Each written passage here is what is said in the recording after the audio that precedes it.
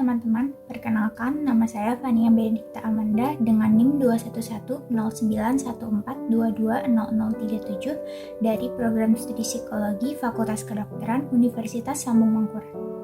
Video ini saya buat untuk memenuhi tugas penyajian lisan mata kuliah Bahasa Indonesia. Memasuki awal tahun 2022, adanya Omikron, yakni varian baru virus COVID-19, membuat Indonesia mengalami pandemi COVID-19 gelombang ketiga. Oleh karena itu, tingkat kewaspadaan masyarakat harus semakin ditingkatkan, mengingat beberapa bulan terakhir, terlebih saat vaksinasi telah menjadi hal yang wajib dilakukan, kewaspadaan masyarakat cenderung menurun, karena kasus COVID-19 yang juga sempat menurun. Sebagian masyarakat cenderung mengabaikan protokol kesehatan yang seharusnya masih terus dilakukan dan ditingkatkan. Hal inilah yang menjadi salah satu faktor mengapa kasus COVID-19 di Indonesia kembali meningkat secara signifikan dengan adanya varian virus yang baru, yakni Omikron. Total kasus aktif per Rabu 23 Februari 2022 adalah 51.522 kasus. Pemerintah juga melaporkan sebanyak 227 pasien meninggal dalam 24 jam terakhir.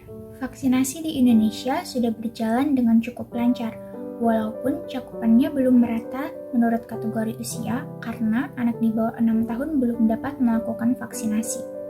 Menurut data pemerintah pada 5 Februari 2022, sebanyak 61% anak usia 6-11 tahun telah mendapatkan vaksinasi dosis pertama, dan sebanyak 15,18% telah mendapatkan vaksinasi dosis kedua. Selanjutnya, di kategori usia 12-17 tahun, cakupan vaksinasi dosis pertama telah mencapai 91,57% dan 71,75% untuk vaksinasi dosis kedua. Untuk kategori masyarakat rentan dan umum, sebanyak 74,33% telah mendapatkan vaksinasi dosis pertama, 52,93% telah mendapatkan vaksinasi dosis kedua, dan 2,11% telah mendapatkan vaksinasi dosis ketiga. Pada kategori lansia, sebanyak 73,29% lansia telah mendapatkan vaksinasi dosis pertama, 48,95% telah mendapatkan vaksinasi dosis kedua, dan 3,94% telah mendapatkan vaksinasi dosis ketiga. Untuk petugas publik, target vaksinasi dosis pertama dan kedua telah mencapai 100%, tetapi dosis ketiga baru mencapai 1,12%. Terakhir, untuk kategori tenaga kesehatan, vaksinasi dosis pertama dan kedua juga telah mencapai target, melebihi 100%. Vaksinasi dosis ketiga pun telah mencapai 95,87%. Varian Omikron memiliki gejala yang umumnya lebih ringan dibandingkan varian virus COVID-19 sebelumnya. Gejala yang kerap muncul antara lain demam, batuk, pilek, nyeri kepala, nyeri tenggorokan, gangguan penciuman, dan gangguan pengecapan. Walaupun varian Omikron memiliki gejala yang lebih ringan, tetapi Omikron beresiko 5 kali lebih cepat menular dibandingkan varian virus lainnya, dan tetap berbahaya bagi para lansia dan orang-orang yang memiliki penyakit bawaan. Oleh karena itu, kita sebagai masyarakat tentunya harus membantu upaya pencegahan virus yang telah diupayakan oleh pemerintah.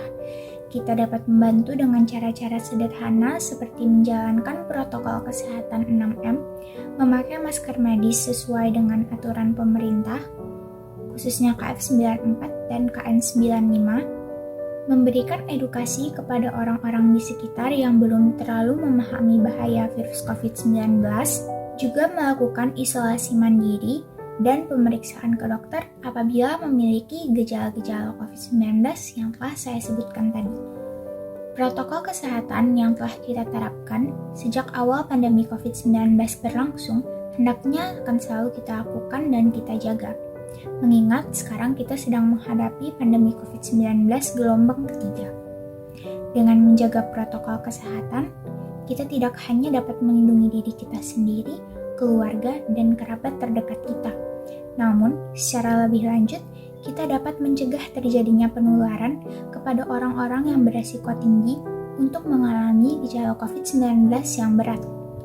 Kita juga dapat membantu pemerintah untuk menghadapi situasi pandemi COVID-19 agar situasi yang sulit ini dapat segera berakhir.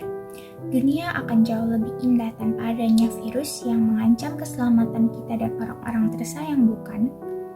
Indonesia tentunya sudah memiliki pengalaman yang baik dalam menghadapi gelombang pertama dan kedua COVID-19.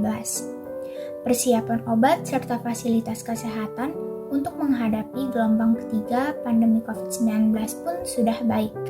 Namun, tenaga kesehatan harus segera dipersiapkan untuk menghadapi puncak gelombang ketiga COVID-19 yang diperkirakan akan muncul di akhir Februari 2022.